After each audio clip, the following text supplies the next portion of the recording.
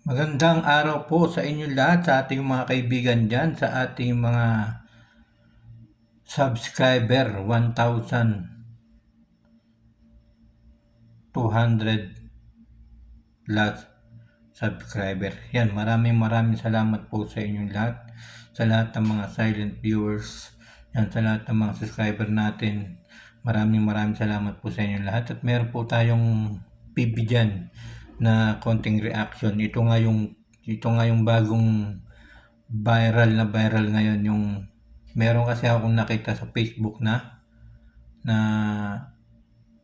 post about nga kay Diwata na naniningil lang 1,500.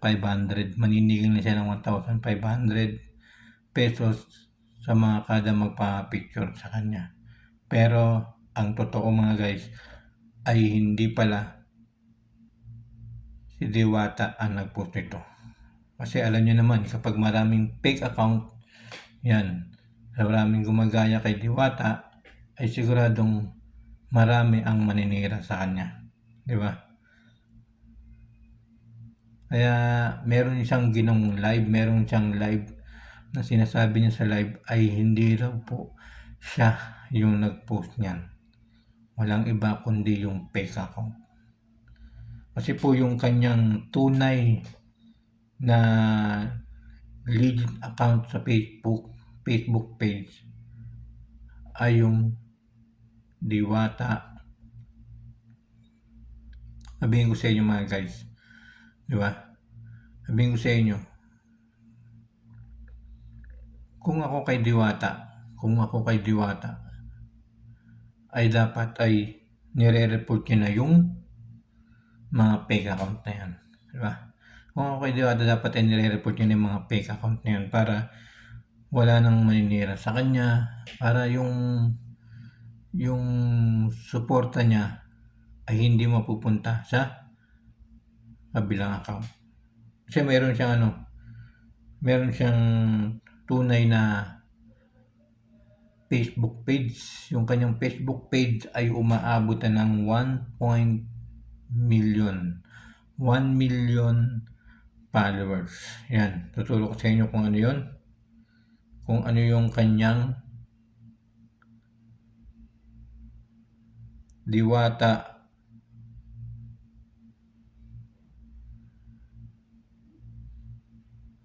di ba mga guys? Kasi nga maraming fake account maraming fake account merong fake account na Diwata para sa overload, di ba? Marami siyang mga fake account dito na mga guys. Yung Diwata para sa overload official account, 806k followers. Hindi natin alam kung sa kanya to o kung kanino man. Pero yung kanyang tunay na official account ay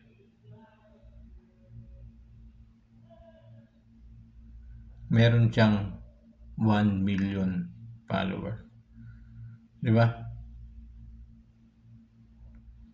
Kaya nakakaano rin mga guys, nakakaano yung mga ganun na nakakaano yung mga ganun na tao na para lang kumita ay ipapalabas na talagang mayroong pagkakamali si Diwata. Pero hindi siya yung nag-post nun yung 1,500 pesos. Kaya nga galit na galit siya. Kaya nga galit na galit si Diwata kasi ginawa na naman siya ng kasiraan, di ba? Nanira na naman yung mga tao sa kanya.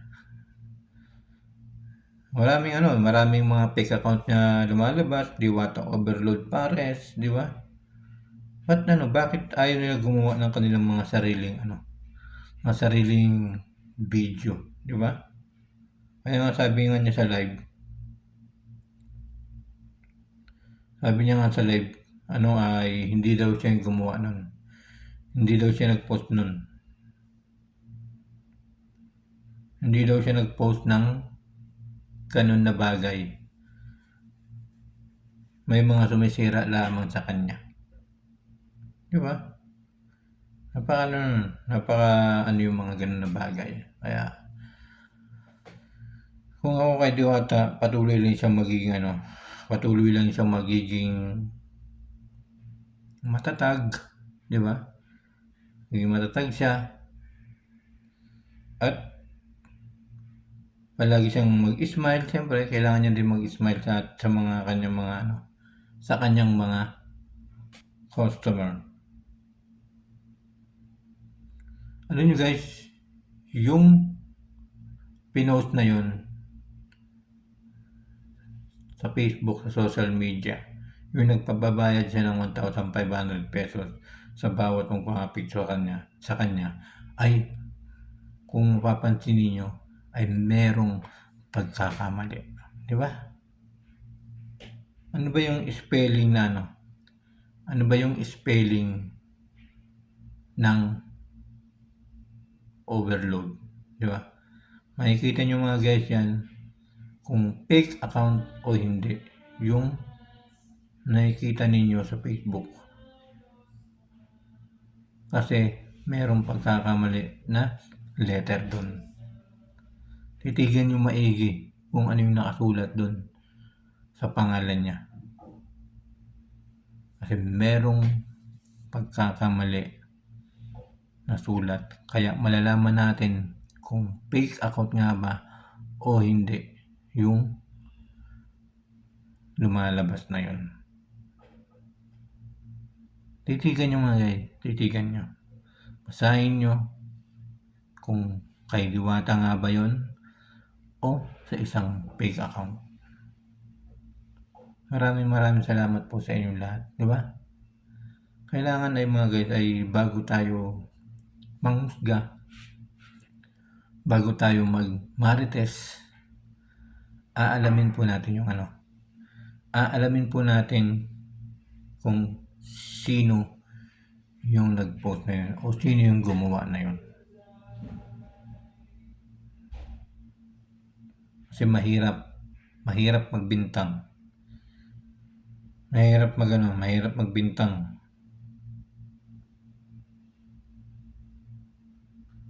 Mahirap magbintang sa mga ganung bagay. No?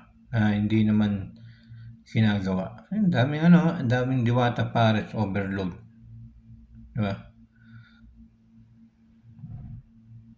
Napakadami. Hindi na natin malaman kung kanino.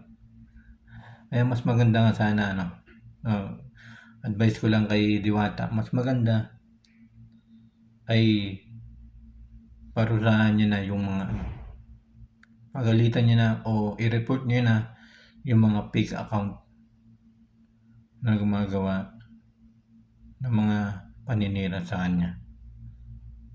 Mga guys, hindi maganda yung mga ginagawa ng fake account. Dahil sa mga fake account na yan ay nasisira nga si Diwata. Pero ang pinaka-advice ko kay Diwata, ito yung muling ating sasabihin, Diwata, sana ay ang hiling lamang ng iyong mga taga-suporta, ang hiling lamang ng iyong mga fans ay ipakita mo sa kanila na ipakita mo sa pamamagitan ng pag-smile, pag-hi sa kanila na kahit pagod ka ay magagawa mo yon para sa kanila. Yun lamang po. Maraming salamat po sa inyong lahat. At syempre sana po ay suportahan niyo po yung Diwata Pares overload ni Diwata dyan po sa may Pasay. Siyempre sana po ay suportahan niyo rin yung aking YouTube channel, Michael Hausan Vlog. At maraming salamat po sa inyo lahat. Sana po ay palagi po kayong manood sa akin yan sa ating mga video na bagong upload. At siyempre salamat din sa mga silent viewers yan na nanonood sa atin. Maraming salamat po sa inyong lahat. Thank you so much po sa lahat ng mga fans, mga viewers, Yan sa lahat ng mga silent viewers, maraming salamat po sa inyo lahat. Sana po ay pagpalain po kayo ng Panginoon. Yan, maraming salamat po.